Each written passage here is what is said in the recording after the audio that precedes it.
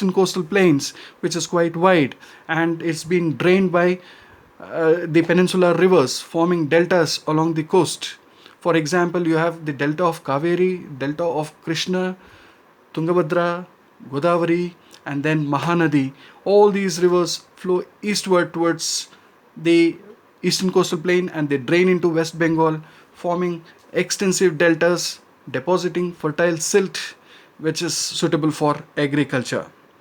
So, this is the basic difference between inland and coastal alluvial soil. Inland alluvial soil is the soil which is formed away from the coast, whereas the coastal alluvial soil are found along the coastal strips of any land.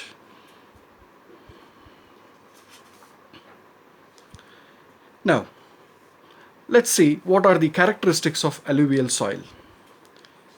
See, alluvial soil formed as a result of deposition. So basically it is transported, hence it is the soil formed out of deposition. And then its textures vary according to the topography. As discussed earlier, Bangar soil is porous, it is grainy, whereas Khadar soil is fine. Why? Because where the river, when carries load, the load is of different size. So when the river becomes incapable of carrying silt or load, it lifts back heavier particles and carries forward only the lighter particles.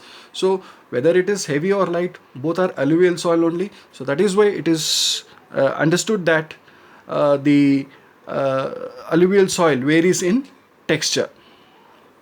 Okay, it is to be kept in mind that the finer alluvial soil is always found on the lower bed, whereas the coarser one is formed along the upper bed of the river valley. See, alluvial soil is dry and porous, sandy, yellow in color. See, its color is yellow. This is to be kept in mind. Why it is dry? Why? Because the alluvial soil is formed only when the river starts flooding. And river starts flooding only under two circumstances. One is this is the monsoon rainfall and the melting of ice. So Ganga is a perennial river that keeps on flowing throughout the year. So hence there is a continuous and consistent formation of alluvial soil along the northern plain. But during the off season, the soil goes dry, the basin goes dry, and it cannot hold moisture. So hence alluvial soil is dry and porous. Why? Because it is formed out of deposition. So the deposits are very, very fine. It cannot hold moisture. And at the same time, it is also porous. So where the water can seep inside, and the upper layer of the soil goes dry. So hence the soil is dry and porous. And it contains humus and clay. See, of course, it has clay. Why? Because the silt gets compacted and then contributes to the formation of clay. But it's a rare case that the alluvial soil is rich in humus. It cannot be rich in humus.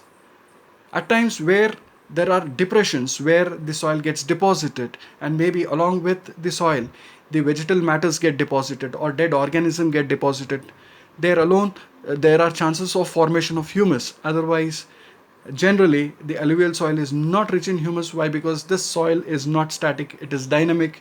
It keeps on moving from one part of the river valley to the other part of the river valley. So there are chances of the formation of humus only if the soil is static, constantly found in one place, and at the same time if the soil supports vegetation. Whatever it is, you can still write that alluvial soil is rich in humus only place where there is vegetation found.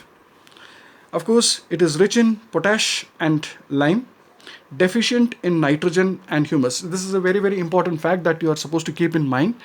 Why is alluvial soil deficient in nitrogen and humus? Just now I discussed with you.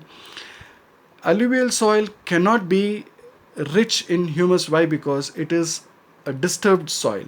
It is not a constant soil. It is not constantly found in one place. It is formed as a result of depositions made by the river, which is a continuous process. Just for the formation of the humus, it is very, very essential that the soil should be static and there should be some vegetation around so that it contributes to the formation of humus. And I told you that it cannot be deficient, it is deficient in nitrogen just because the soil is always disturbed and compact. Any compact soil cannot have nitrogen. For the soil to become rich in nitrogen, it is very essential that the soil has to be broken. So these are the various characteristics of the alluvial soil. And let's see what are the crops associated. This is important board examination point of view. Rice, wheat, sugarcane, cotton, and oil seeds are some of the crops which is grown along the alluvial soil in India. And as far as the distribution of the alluvial soil is concerned, I just now told you that right from Punjab to Assam, all these states are under the stretch of alluvial soil. You can please keep in mind Punjab, Rajasthan, Uttar Pradesh, Bihar, Jharkhand, Chhattisgarh, West Bengal, and Assam are under the alluvial soil. So I'll be discussing with you about the black soil and red and laterite soil in the next part of the video. Thank you.